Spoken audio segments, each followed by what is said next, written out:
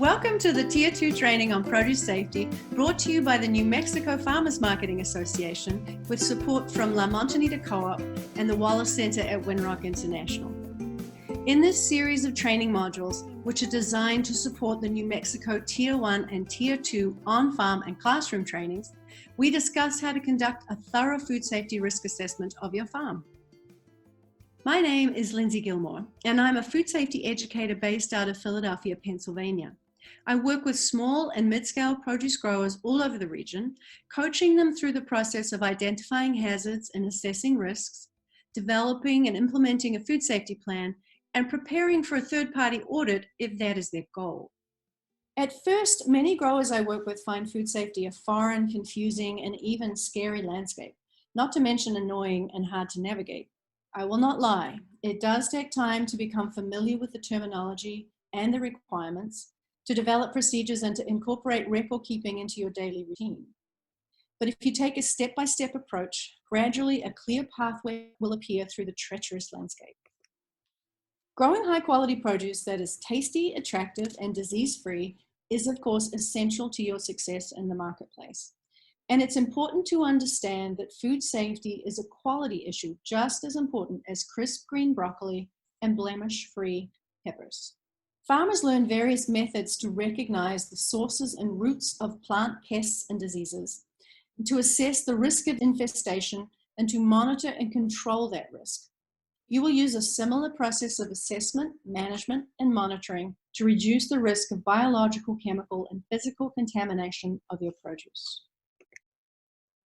The first step is getting some basic education on good agricultural practices and food safety. In a GAP training, you will learn about sources of produce contamination on a farm and practices and procedures that help you to reduce risk. The next step is a risk assessment of your own farm. By recognizing possible food safety hazards in your operation and assessing the risk of them occurring, you may be able to prevent problems rather than wait for them to happen. You can't prevent every problem or eradicate all risks, of course, but it could save you a lot of resources and heartache if you are proactive. My first step with any grower I work with is an on-farm risk assessment. We take a couple of hours to walk around the farm, looking at and talking through all areas where food contamination could occur. The risk assessment trains you to see your farming practices from a food safety perspective. It opens your eyes. It helps you to identify where you need to focus your resources and where you might need more information and training.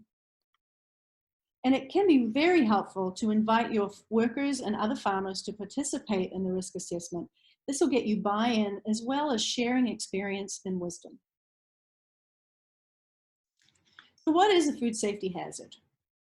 Technically, this is any source of physical, biological, or chemical contamination on food that may cause harm to humans. And you can think of risk assessment as seeing your farming operation through food safety lenses, becoming more aware of potential sources of contamination. Besides biological pathogens, you also need to think about potential chemical and physical contaminants, such as pesticides stored in your barn, leaking oil from a tractor, or the glass light bulbs above your packing table. Water, workers, soil, equipment, and animals are on every farm. You need most of these to grow your crops, and they can be sources of biological, physical, and chemical contamination. The greatest risk is from microbiological pathogens, bacteria, viruses, and parasites that can be introduced by humans, animals, and water. And of the three, bacteria cause the majority of foodborne illnesses from produce, and they can be from water, workers, and equipment. Once you have an idea of possible hazards on your farm, consider how likely it is that they will be a source of contamination for your produce. Just how risky is it?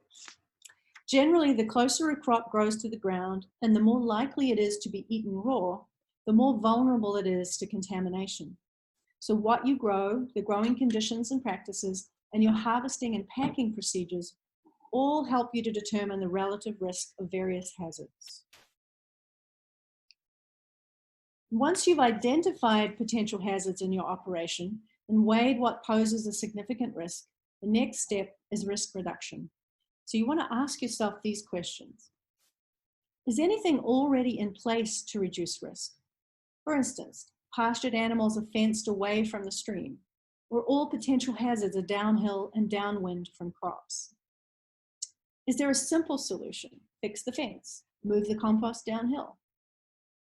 Does it require a new or improved preventive procedure or a corrective action? Checking crops pre-harvest for animal poop versus dumping contaminated product that shouldn't have been harvested in the first place. Is it a training issue? Can your workers identify a problem, and do they feel empowered to do so?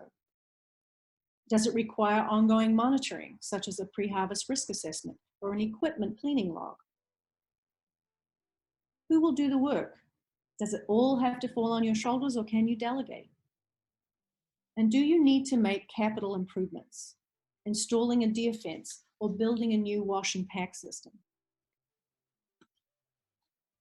This course will cover each of these areas: land use, soil amendments and chemicals, critters, which include wildlife, livestock, pets, and pests, agricultural water, both in production and post-harvest, worker health and hygiene training, sanitation in the field and in post-harvest handling, and traceability, which is tracking your products from the field to the customer. Throughout these modules and in the group training, we will cover what to look for during a farm risk assessment, how to determine the severity of a risk so you can focus your attention on risk reduction, and management practices and procedures that may prevent or correct problems. Let's get started.